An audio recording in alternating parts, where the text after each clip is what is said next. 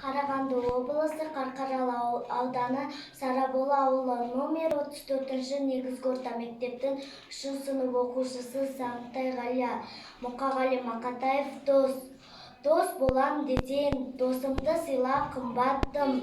Досына сонда досымен ғана қымбатпын. Дос болам десең, мендегі доспен достасқын. Сендегі доспен дос болып сонда тұрмақпын.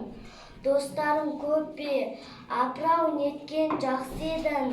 Досым аз менің, досым-ау менің тапшымын.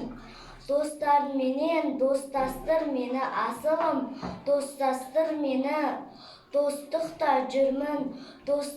жүрмін құмартып, өлгелі жүрмін өзіме өзім мін артып. Жазудың барып жанына уәзір болғаннан, достардың барып ауласында өлген мың артық.